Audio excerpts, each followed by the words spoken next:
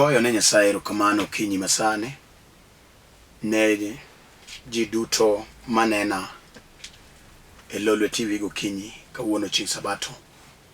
Iluonga Reverend Ayub an wuod Nyakach Kandaria. Nyasaye otimo ng'wono mondo wachak warad e yor yamo.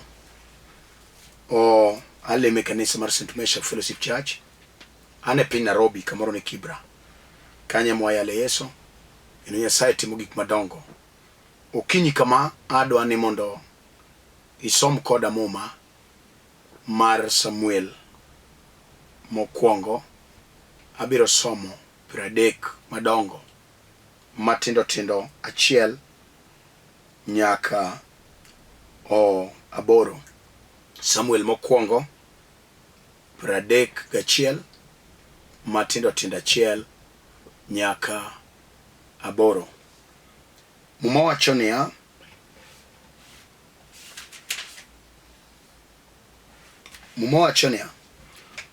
noyudo jo-Filistia kedo gi jo-Israel, kendo jo-Israel noringo kinegogi e god Gilboa. Jo-Filistia nojuko Saulo kod yawuote ma Jonathan gi Abinadab kod Malkishua, kendo neginego yawuotego. Lweny noingo Saulo mi jadir asere noyude mochwowe kendo hinye marach. Saulo nowacho ni jating'ne gi lweny niya, wuodh liganglani inegago, nono to joma kia Nyasayegi biro chwowa kendo nyiera. To jalo nodagi nikech noluor ahinya. Omiyo Saulo nomako liganglane owuon mochwore. To kane jating'ne gi lweny oneno ni Saulo osetho, en bende nochwore e liganglane motho gi kanyo. Kamano Saulo kaachiel gi yawuote 3 gi jating'ne gi lweny kod joge duto notho chieng'no.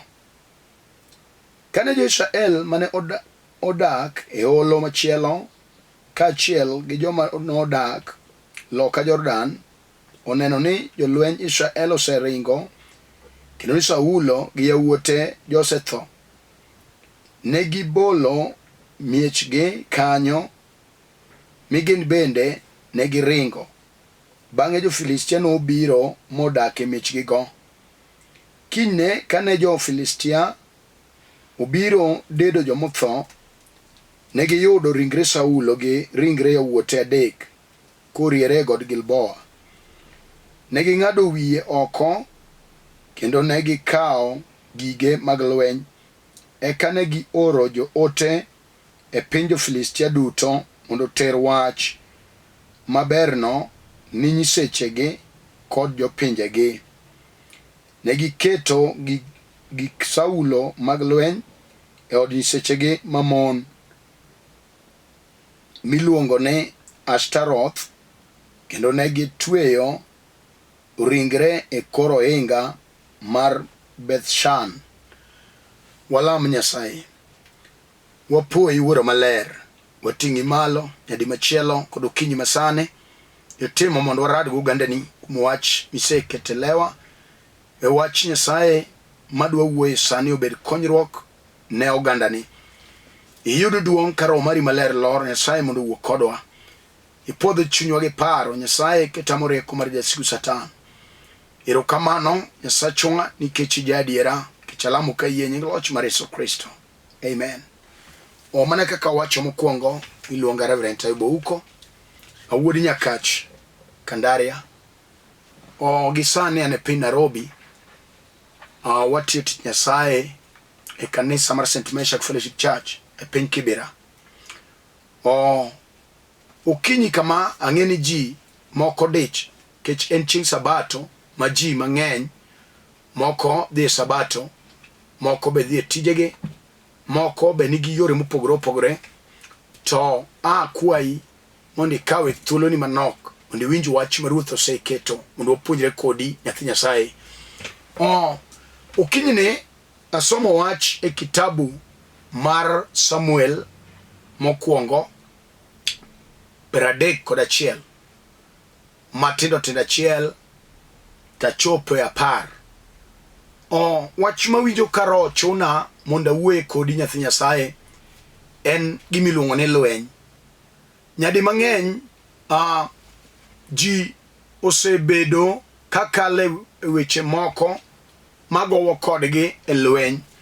Lweny nitie tieng' mang'eny. Indo wan gi lweny migoyo ma physical, koka wan gi lweny migoyo ma spiritual.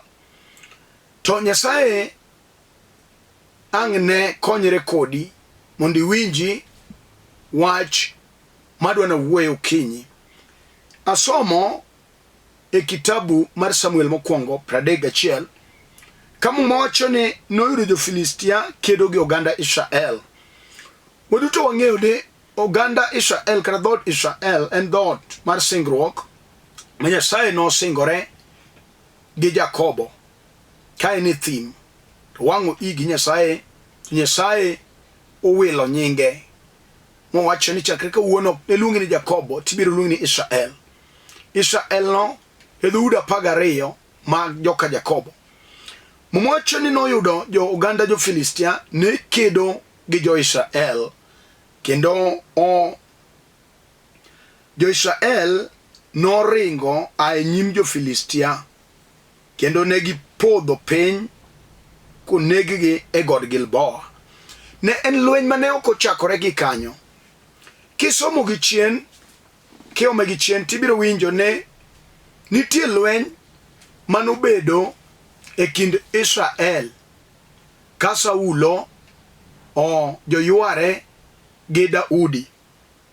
Kisomo mwano gi chien to mowacho ni Daudi ne medo yudo uma kata ne medo loyo Saulo. To kibiro mbele kama somo to wacho ni noyudo Israel kedo gi oganda mar jo-Filistia.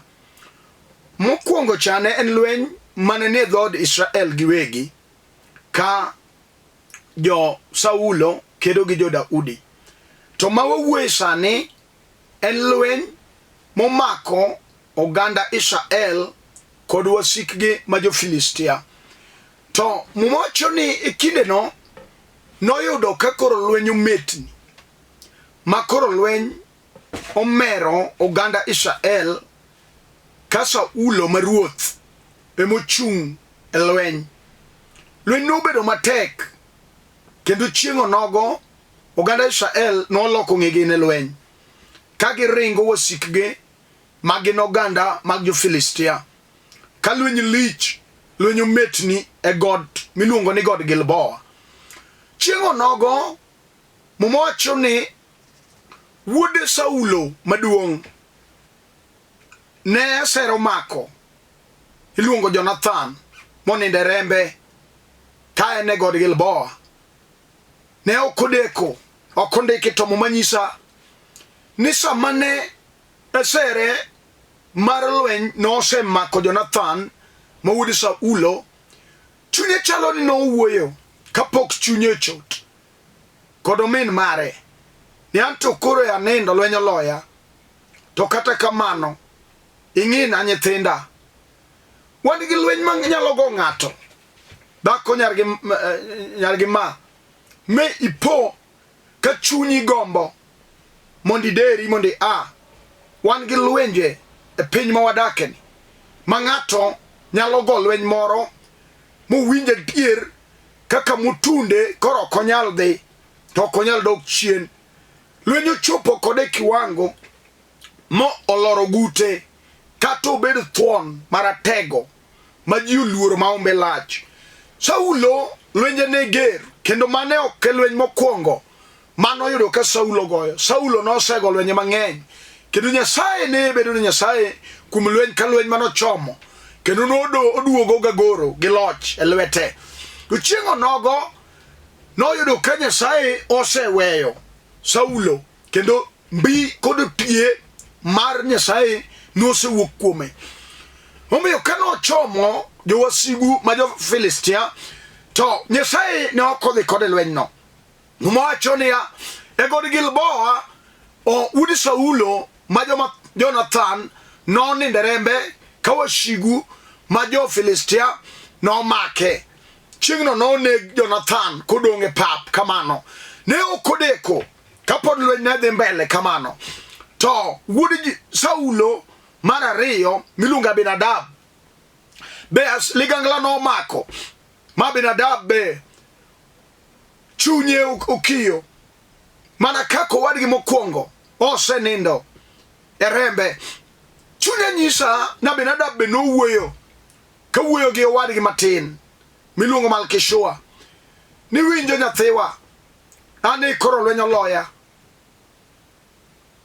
wiki kwil gi nyithinda ingi ya oda ingi chiega gi nyithinda we lweti kapok ne chunye ochot wan gi lweny nyalo go ng'ato amoro en lweny mar dala mipo kaka malweny no gike amoro en lweny manego chuo to wen mon mag liete mon liete matindo pongo dala no mano lweny manyalo go dala moro wan gi lweny mopogore mana kaka nasewacho tabiro lero lweny achiel ma wang ne wago Golgotha. Abinadab no wuoyo kaligangla omake egod Gilboa chingo nogo oganda Israel no kuongo god Gilboa ni ma got makata tho okonego bedi en got mokuong momiyo Saulo gi yawuote oninde god Gilboa chingo nogo ne chunygi wuoyo sama Abinadab ne ligangla omako chunye no wuoyo kuwuoyo gi omen gi matin ni kikiwe joga mondo thagre mano lweny mano mwetnie god Gilboa sama wuoyo ni wan gi lweny momako dhako moro kata sama wuoyoni ma uwinjo ka lweny moro sedhire samoro en lweny mar kuong samoro en lweny mar sasia mar tho mar rangach machamo mond jawuoyi ma dhako moro nyalo wacho ni winjo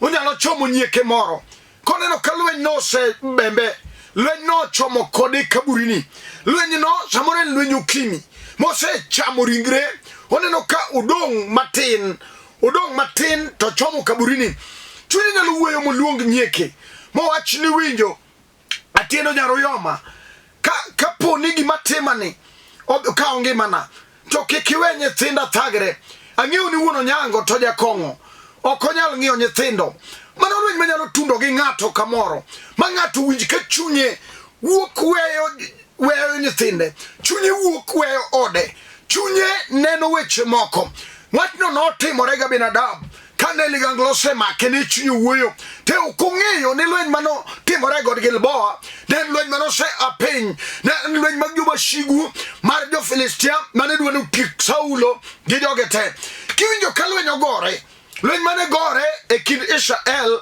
kod jo-Filistia ne ok en lweny oyuma kiwinjo ka lweny ogore piny moro kata piny Kenya ka miwinjo ni ker mar Kenya kata president mar Kenya Uhuru Muigai Kenyatta ema nyithinde otho ok otho achiel to nyithindo otho adek ma yawuowi ok en lweny maber chingo nogo ganda Israel ne ok giumo kuon ne chwogi mon ne ok umo kuon gi chwogi nikech ne en lweny ma ji ne ringe ringre jowetegi ji ne ringe remb jowetegi ne ok en lweny mar oyuma awuok kodi okinyini wan gi ji man kale lwenje mang'eny wan gi ji ma kale lwenje ma samoro ok mag-gi lweny no osedhiro gen lweny rangach en lweny magalagala en lweny mumetni ma samoro en lweny dala en lweny remo en lweny ma jachien oketo ma ji onge winjruok kanyo gin kama ji yware gin kama ji negore en kama ji tembe magalagala mag jomirieri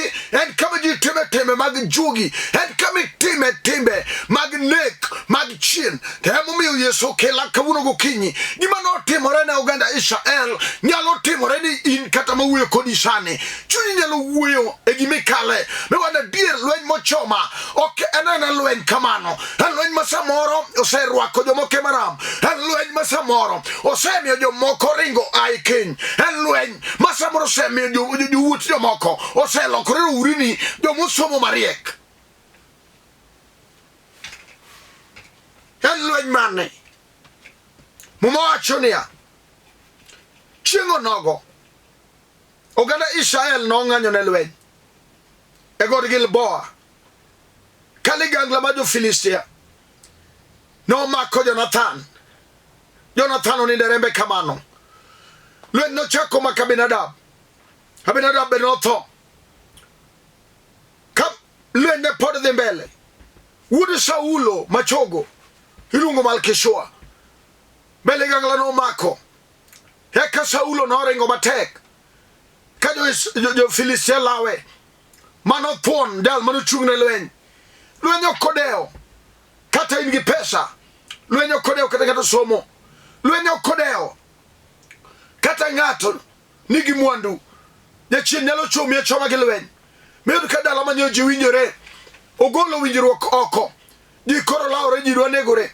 En lweny, nyalo bedo lweny nyaka maluwa ng'ato dhako manyo odak gi kwe keny. Lweny nyalo ani malo nikech wan gi ji mano be osetemo tedo kanyo. Lweny nogolo moko sani ba e town, moko tie beche ka giwe utegi, mon moko nogol negi nyaka miere, to lweny nogolo gi oko. Samoro ne en lweny dayo mano chakore kiyuma noweni gino berber.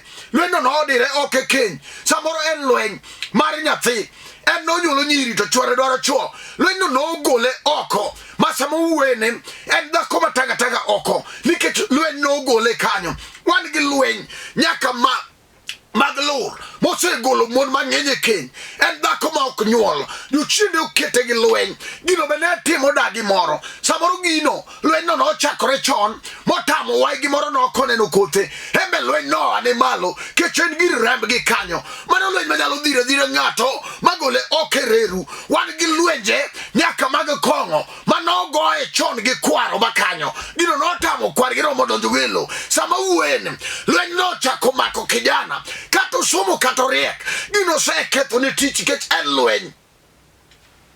Kongo no seketho ne tich. Muma wacho niya wuod Saulo matin be ligangla nomako ka lweny nomedore. Saulo odong ka jal mane ok onyuol. Lweny to pod lich, jo-Filistia pod ochiaye. Lweny lich e god Gilboa. Chieng' onogo sama Saulo noneno ka wasike osekayo kode machiegni, jowuote be oseninde remo, udong kamano odong nyamasi. Jo-Israel manochung' loka machielo neno ka kilawo Saulo gi bidhi. Chieng' onogo Saulo noluongo jal mane ting'one ndai, wacho ni winjo ok ber ka oganda moko ng'e Nyasayegi nyalo niga. Ajal ma ume lach, ajal moseneno gik madongo, ajal ma Nyasaye osetimo gik madongo, ajal ma oseduogo gi nyota. Ok ber ka wasigu mag jo-Filistia mokia Nyasaye nyalo nega. No nyiso jating' ndai mondo wuodhe ligangla mondo chwego mondo tho. Wan gi kama ng'ato nyalo tunde migomb tho. Iwinjo dhako samoro lweny mikaleno isegombo mondo ideri kech ikale lweny malit. Samoro dichuo ringo weyi, odhi opango dichuo moro oko emochulo nyithinde fi. In ithagori gi nyithindo kuma ichomonge gi nyithindo, ichalo chili to chori ngima. Wach no nyalo donjo chunyi mi wachna dier afadhali mondo adere ndara mondo atho nikech ber onge. Iwinjo dichuo kata ikale lweny ma in ikendo to mon dhi. Wach no miselorori e odi iparo mondo ibadh sum mondo itho yaye kech gino kelo ni wich kuot. En gima kelo ni wich kuot mang'eny. Chunyi osegombo kata mondo ilieri e tol. We awuo kodi chieng' onogo Saulo nogombo tho konyiso jating' ne ndai ni ka wuodhe ligangla ni mondo chwoyago kech kama tudeni oko ne ngima mbele. Muma wacho niya jating' ne ndai noluor, owacho niya ok anyal mulo Saulo ma jatenda. Lweny to neno ka pod omedore. Saulo nowuodho ligangla ne kende, noruyore ligangla ne. Wan gi wach manyalo dhiri migomb negori kendi. Samoro nyithindo kwinyre kodi, samoro ni puonjo nyithindo dhako kigo tongo matek. Samo wuoyo ni Lweny odino ne nyithindo go oko, makonyi kata chiel onge, kuma nyiri otede, onge kata chiel, minyalo gone simo maki, kamigoche, embo thagore moloyi, en medwaro kony ka kuomi, samoro ni puonje king'e, ni gin mane giromni, samo wuoyo ni, duwuoyi go lale kongo, moko lale nyasore, moko chodo lalgo oko, moko ok nyal paro dala, moko wigi olokore jonekni, mano lweny manyalo miyo dhako moro, chunye go madho sum, kecho neno gima ok ne ok par, jomoko wacho ni nyuol mbala, chieng' onogo Saulo, norure liganglane, koneno ka lweny ger, iwinjo, wan gi weche manyalo dhiri, mindemo ni tho yaye, kapok itho, akelo geno gokinyi sani, kapok itho dhako, akelo Yesu jateko, jal manyalo timo ni ng'wono, en kende manyalo chunge nyim kedo, en kende malwenyo luore, Yesu no kende, en ma ka ng'ato oyie kuome, to nyalo timo ni ng'wono, Yesu malwenyo pokoloyo. Muma wacho niya, sama ne jating' dai, oneno ka Saulo osetho, jowuote adek be nosetho, lweny jo Filistia noselal gi Jonathan, lweny olal gi Abinadab, lweny onindo gi Malkishua.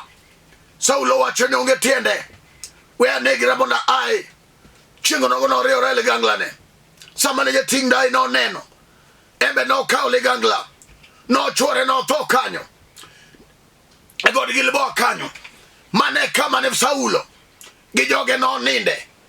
Sama jo Israel manye luwo tok Saulo, mano chung' loka machielo, e olo komachielo, oneno ka Saulo setho, jok mane chung' e olo Jordan, ba neno ka Saulo senino, negi yang' e ng'wech, ka chieng' no negiwe utegi, negiwe miere magidake, negiwe mieregi, ka giringo matek, ka wasigu laogi, iwinjo, kata wasigu ger, kata wasigu osechamo ni nyithindo, kata ochamo ni dichuo, idong' chiliel, wan gi Nyasaye ma jarom ni ji, wan gi Nyasaye ma chung' e lweny, kata lweny ger, kata obed lweny lo, kata obed lweny mar keny moridore modhi gi iye, nitie Nyasaye manyalo chung' e kedo. Nyasach Israel no, en kende kende, ema jochiendo luore, kata obed lweny mane remo mar tuo mosechamo ringri, kata obedo kimi, kata en sickle cell anemia, kata obed lweny mar kansa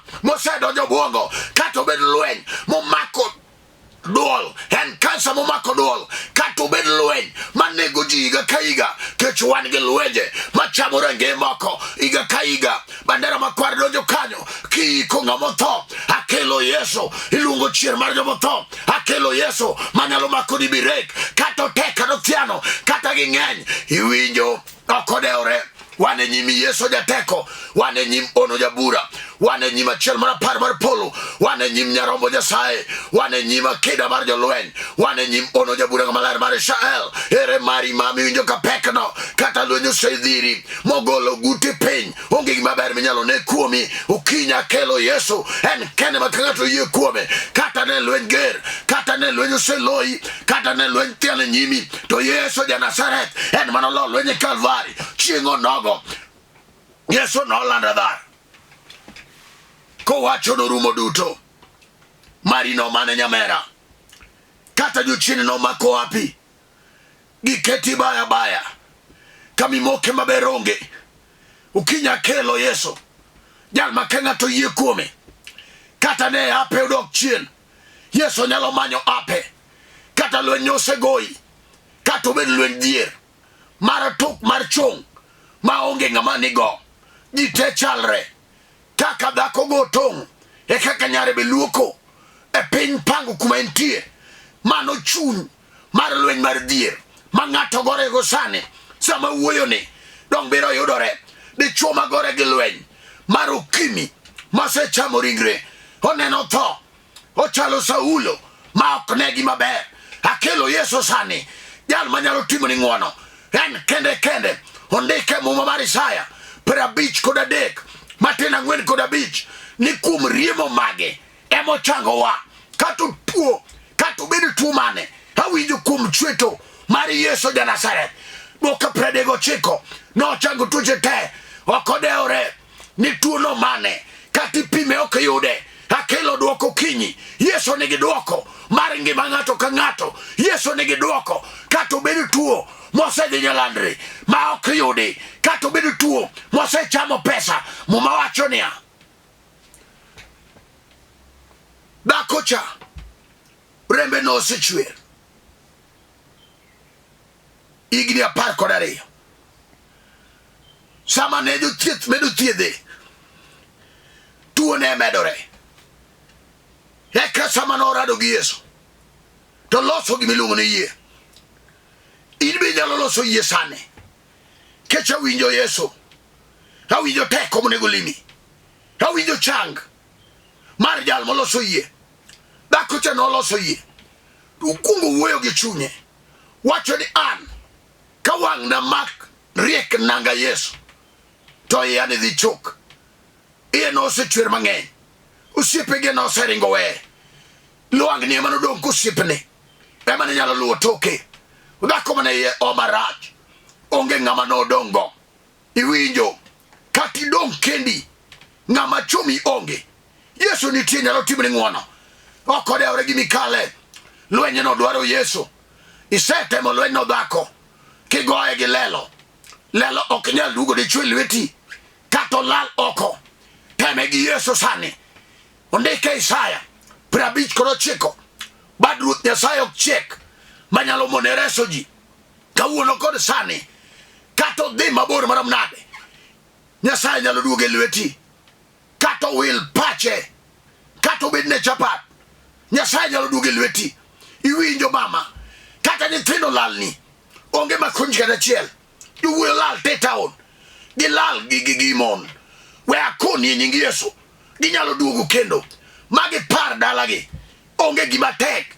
Kata mun wei dichuo, dwaro Yesu ja Nazareth, ene moja rom ne ji. Kama inutieno, chunya gomo mana lam kodi. Ere lweny miwinjo kapek, ere lweny miwinjo kutami, kata obed mar neko, kata ote mitemo gero gere. Yesu nitie mondo otimni ng'wono. Ting' badi kama intieno mondo lam. Onge lweny mano setame. Nyasaye ma jateko ma jaono, erokamano Ruodh Israel, in mane amalo. Nyasaye ka lweny nosemako Saulo gi yawuote e god Gilboa kanyo, ema ne Saulo ninde gi jothinde. Amalo Nyasachwa ne dhako ni kata dichuo ni okale lweny matek, lweny mokale ok onyal. Osetemo gi riekone, kamugike Nyasaye oneno tho. To kaki Nyasaye maloko dhoot, ane malo Nyasachwa. Kata tueno ng'ango mar odekre, ane malo kimiye chang kokalo kuom muriemo mano chwado Yesu. We ochangi sani, kata ochako alagore piny kuom muriemo, ane malo rembi Yesu ma ja Nazareth iwar ngimane. Gole Nyasaye nyaka kuong mag anyuola, gole Nyasaye nyaka kuong mag remo moaye. Duongi pako duogni ting' Lolwe TV malo. Asepui kawali Nyasaye ting' chamo chola malo gi ji duto te mayale Lolwe ka. Ating'i malo ka yie e nying loch mar Yesu Kristo. Amen. O an mana wuoyo kod iluonga Reverend Ayub Ouko, an wuod Nyakach Kandaria, aleme kanisa mar St. Meshach Fellowship Church. O an e piny Kibra, kidwara go nembni ariyo mineno piny kanyo, Airtel gi Safaricom ibiro yuda. Nyasaye mondo opar ji duto te ma neno chenro ni chieng' ngeso ka ngeso sa 3 nyaka 3:30. Nyasaye mondo gwedh Sara manyakwaro lum kod ji moliech ka gin e piny Kadianga malo. Nyasaye mondo ting'u malo kod jo kanisa te mar Jovosh kumuleme. Nyasaye mondo ting' ng'ato ka ng'ato malo. George Lawi kama intie piny Ahero, Nyasaye mondo ting'u malo. Ne joma dwara go namba na N0727 385424. Namba na machielo N0734 434 156. Waldradi ngeso mabiro sa 3 nyaka sa 3:30 e Lolwe TV ka. Gini en marwa mar joluo. Shalom, shalom, shalom.